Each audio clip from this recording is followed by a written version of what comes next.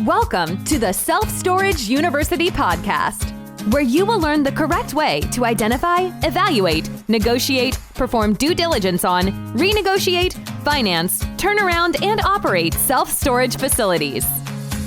And now, here is your host, a partner in one of the largest real estate portfolios in the U.S. with nearly $1 billion of holdings, Frank Rolfe.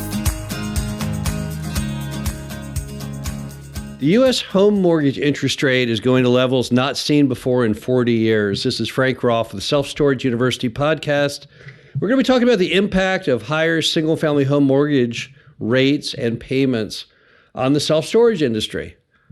Now, we're not in the single-family home business, yet in some ways, the fortunes of self-storage are tied to that single-family sector. So I broke this up into two areas, positive impacts and negative. Let's start off with the positive impact of higher mortgage payments and rates. The first is you can't sell your house, so you can't really move. This is going to be something you'll see that is going to affect most Americans. They bought a home at a really low mortgage rate, and by virtue of low mortgage rate, their home was worth X. But now that home mortgage rates have gone up, the price of that home is now less. Why? Because people can't afford to buy it because the payments are higher. So as a result, people will be stuck. The house they bought for $500,000 now only was worth $450,000, and so they won't sell or they can't sell. So what's then going to happen if America is all stuck in their homes, which they certainly are? Well, if they want to have more space, they're going to have to make do with what they have. And one way to get more space in that house, to have more usable square footage, is to put more stuff in storage. It's always been a fact that a storage unit is kind of an extension of a single-family home. It provides the storage that in the old days, back in the 1950s and 60s, would have been found probably in closets in the garage.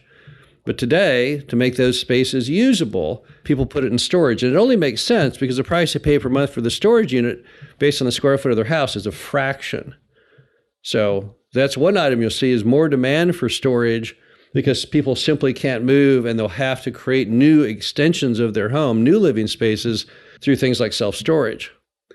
The next item is it's going to push people into the suburbs and exurbs, and I've been writing on this for years now.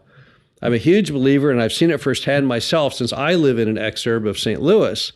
What's going to happen is that people are going to go and fly out of those urban markets to areas that are not only more affordable, but safer and have better schools. And you're seeing that happen all across America. If you look at the statistics from U-Haul, for example, of where people are renting U-Hauls and moving to, well, they're not moving to urban markets, that's for sure. They're moving out. Now, at the same time as they're moving away from those urban centers, they are buying up and utilizing and renting more self-storage units in those areas. So the higher single-family mortgage rates, what you're going to see as part of that feature is going to be that people are invariably going to be doing a 180 from where they were before and moving farther out of that urban core. And if you own self-storage facilities out in those suburbs and exurbs, you will definitely benefit from that. Next, people are going to stay in apartments longer because they cannot afford their own single-family home to move into. And as a result, they are going to need storage for longer periods of time and be more stable because they're not going to segue from those apartments into single family. They're not going to be buying that larger home where they can pull the stuff out of self-storage and put it in the garage or into a closet because they cannot afford those higher monthly mortgage payments. So in many ways, you're going to see a continuation of the fact that people just are going to need storage for longer periods of time. Finally, since people really can't sell their home, that means they really also cannot move. And so they're going to be very, very sticky customers. America, for the longest time, had a huge transformation of movement. People buying one home and selling it, moving to a different neighborhood or moving across town or moving across to a different city.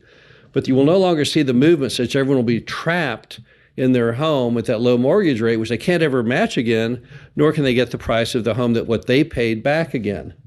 So you'll see a lot more stability. Now, what are the negative aspects to higher single-family mortgage rates? Well, the first one is the variable rate mortgages when they reset, which many people have variable rates and not fixed rate 30-year mortgages. That is going to make those people more cash starved and they're going to look at every possible way to cut their budget, one of which would be to cut their self-storage unit.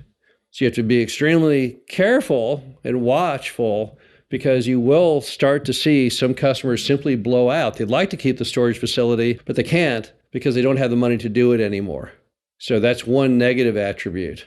Another negative attribute is going to be if you own self-storage in an urban market, well, you're in real trouble because people are moving away from you. They're not moving towards you. So as this continual wave of folks leave city centers and go out into suburbs and exurbs, those people who are unlucky enough to own storage in those urban centers, well, they're going to have nothing but bad news for the longest time. Now, there's been billions of feet recently built in those urban cores, and I have no idea what in the world is going to happen. If you look at all of these other failing sectors of real estate, they're all occurring in the urban centers. Office buildings at half occupancy nationwide. Retail, also at half occupancy in many markets. It was thought at one time the adaptive use for all that empty space was self-storage. We can imagine how that'll go over. Let's add even more millions and billions of empty self-storage square feet to what's already existing that people are leaving from. So even though it was a positive on the one side, if you own a self-storage in a suburban or exurban area, the higher mortgage rates are also going to cause even greater negative pressure on those urban cores as people looking for lesser expensive housing decide to move farther and farther out. Because by moving farther out, they can buy a home on a mortgage they finally can afford. Also, it's going to make true for many years ahead that self-storage is going to be a positive or negative just based on where you are.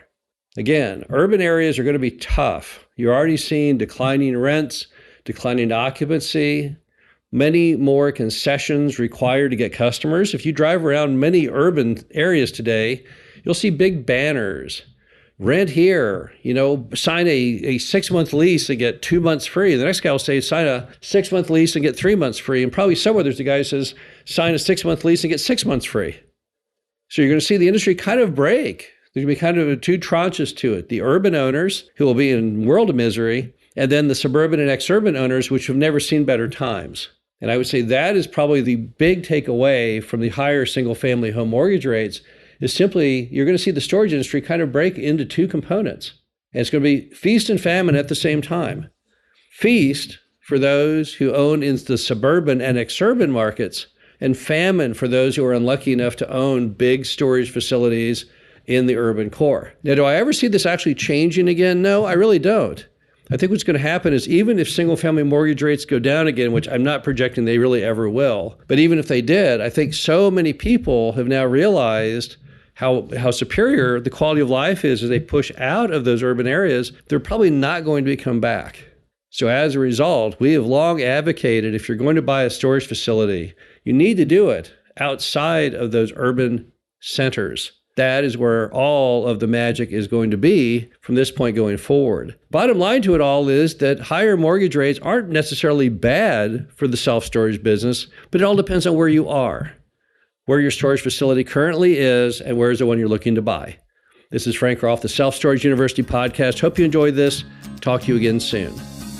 Thank you for listening to the Self-Storage University podcast. Be sure to visit us at ssupodcast.com, where you can learn the correct way to identify, evaluate, negotiate, perform due diligence on, renegotiate, finance, turnaround, and operate self-storage facilities.